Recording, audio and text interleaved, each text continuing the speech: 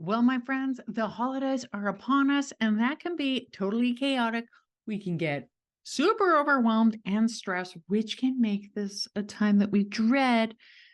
But what if we put less effort out and yet manage to have more success, more of a peaceful Christmas? What would that look like? Well, welcome back to the Minimalist Home Podcast. I am super duper excited to have you here, and I'm going to tell you something very sad. So, earlier today, I was filming a video and I put my tripod, my tall sort of like tripod down, and I didn't have the legs out properly, and my camera crashed to the ground, landing lens first. It didn't break the lens, but what it did was it really twisted the lens. And I thought, oh, I need a new lens. So promptly ordered one because I needed one and checked it. And I thought, oh, it still records though. I think I'm going to record the podcast in my living room with my cozy cup of tea and my blanket because this is just so much more comfortable. Like, why be sitting at the desk? So I did that and I went to upload it. And my friends, it did not record. So I'm like, now I think I need a new camera. Not ideal, but that's okay. So many worse things could happen. So I'm okay with that. So I want to talk today about Christmas, about the holidays, about December, all of that stuff. And I'm going to tell you something. Last year, I got so sick right before Christmas. And no, it was not any of the, viruses going around. I got strep throat at the end of November. And I know why I got that. It's because I had overextended myself too much. And you might fall into this exact same trap in December. I had been doing my nursing job, doing YouTube, coaching, family, trying to get organized, all of that stuff.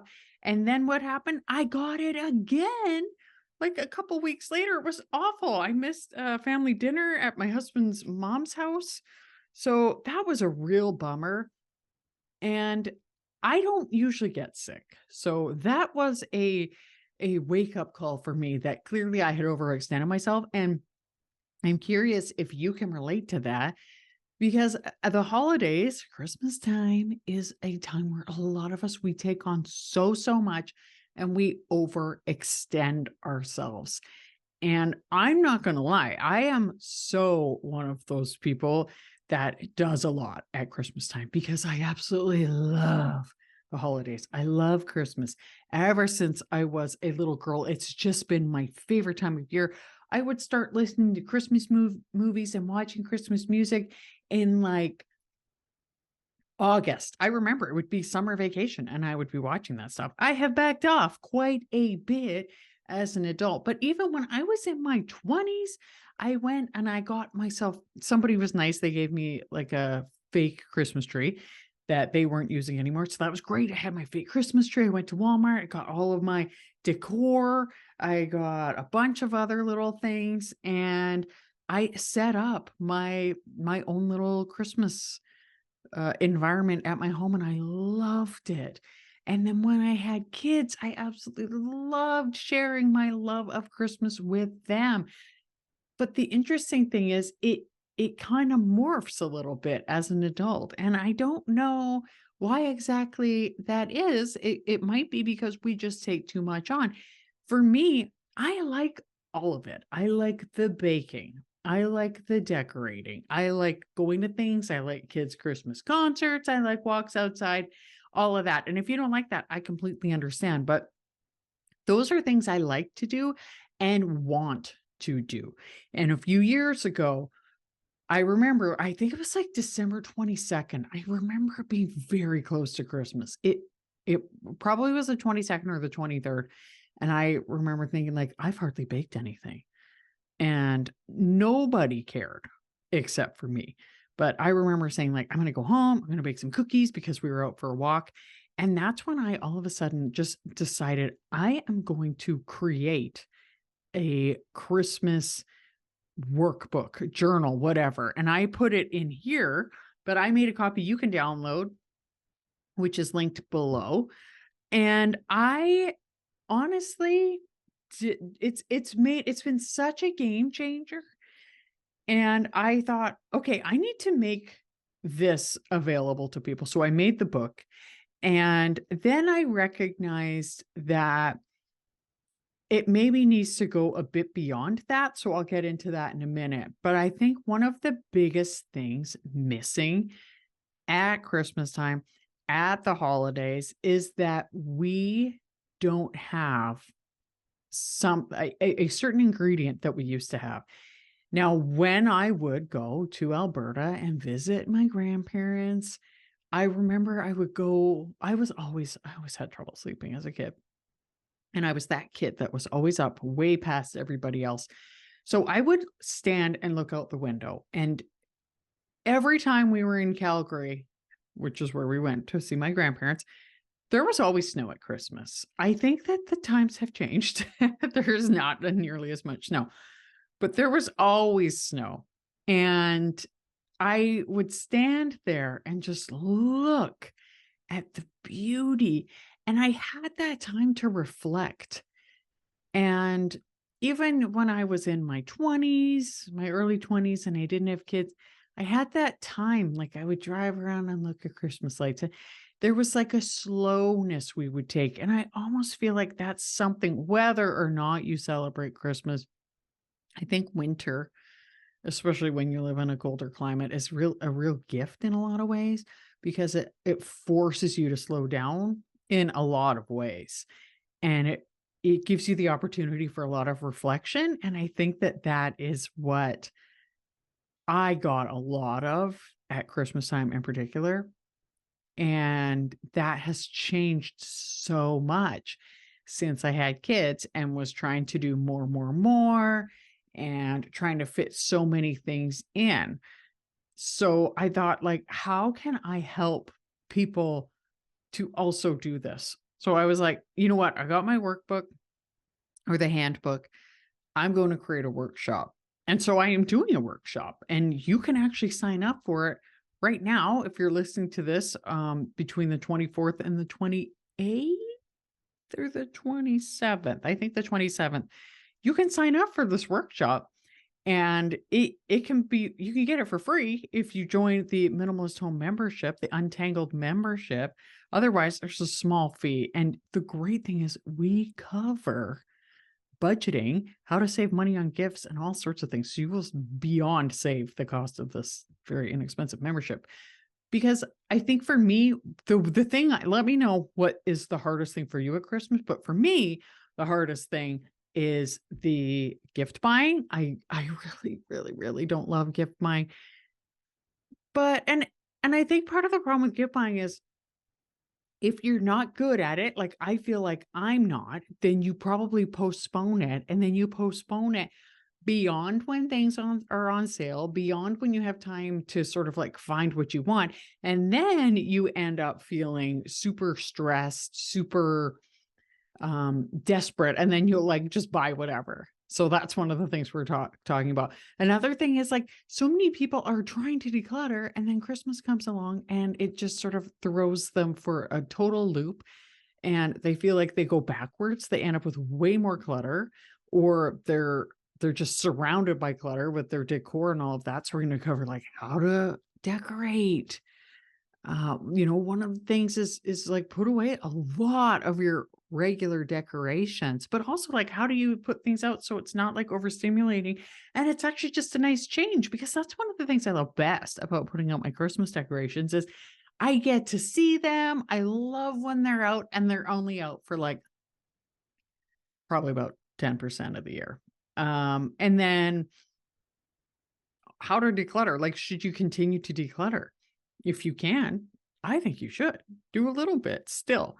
One of the things I am doing, so now that I'm in my mid 40s, it is harder to lose any of those Christmas pounds after Christmas. And one of the things that I realized is it's how to maintain what I'm already doing, but just modify it a little bit at Christmas. So instead of having like, trying to, lose a couple pounds or get a bit stronger, because for me, it's mostly about, building muscle and staying strong. But how do I, instead of like trying to gain muscle at Christmas, I'm basically like, how do I just sort of like stay steady and not go backwards? And I think it's the same with decluttering. And no, we're not talking weight loss during this workshop. Uh, but it's like, how do you just like not make it worse? How do you like maybe move forward just a little bit and keep on top of things? How to handle like another big thing is a lot of us we feel like over socialized, overstimulated, especially like almost like recovering from the pandemic stuff. It's like, well, what do I want to do? What would I rather do? What kind of am I obligated to do? Taking that back and saying like, this is my month. I want there to be a lot of time for hanging out with the family. I want there to be a lot of downtime. One of the things I want to do is I want to go and throw Little Women on, the Winona Ryder movie. Love that. It's not exclusively Christmas, but there's a great Christmas part in that movie. And just getting that time to relax, because I think that's what it's about. So how do we get that back? And so what's great about this is you're not just going to make this Christmas great, you're going to make future Christmases even better, because then you can start ahead of time. One of my favorite things to do is to just start in November, and not really starting like the Christmas stuff in November and like getting out like all of my Christmas decor and all of that. It's about just like taking care of a few things early on. So go in your pantry and look around and say like, what do I need in here? Because you maybe you need flour, maybe you need sugar. Did you know there's a sugar strike in Canada right now? Apparently, people are like really trying hard to get sugar. I'm very glad I have sugar. I probably will get a little bag. I hear like you can't get brown sugar. People are like trying to figure out how to make icing sugar. In fact, icing sugar is one of the sugars I need.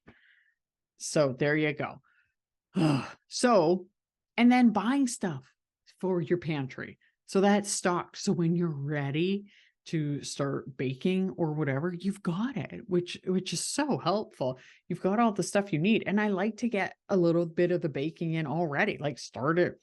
I like to do a few things in the middle of November, freeze it. I hide it from my family, especially my husband, because if he knows it's there, I'm telling you. So get a little bit of that out of the way. Number one stressor for me, like I said, is gifts. So in my book, I put a Post-it note next to people's names every year, and I just write down what I want on that Post-it note. So when Black Friday rolls around, like it is, then what I do is I will I will go and buy them while they're on sale, which is so helpful.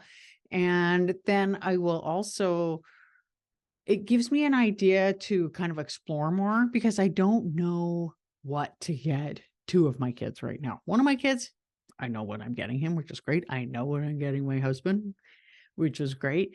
And I can get that stuff out of the way, which is early.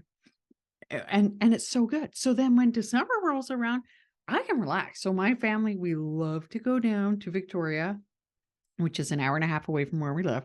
And there's this beautiful garden called BYOT Gardens, and they put lights on everything. It is gorgeous. And then we go out for a nice dinner. The kids love it. They love it so much. So we do that. And it's like tons of movies, because so much of the work is out of the way. I like to decorate at the end of November after the American Thanksgiving. Yeah, like it's just so incredible, and it makes it such a lighter experience. So when you go through this process, even just like downloading the handbook will help you a ton. But then in the future, you will just be like, boom, Christmas is taken care of and I get to relax. So you can find that at minimalisthome.ca/holidays. And I would love it if you're watching this on YouTube, if you can comment below and say maybe like what your very favorite thing about Christmas is and what the things that stress you out the most are. And like and review if you're listening to this on a podcast app, because that is super helpful. This is a brand new podcast. And I hope something great happens for you today. Thank you so much for watching and listening, and I'll see you next time. Bye.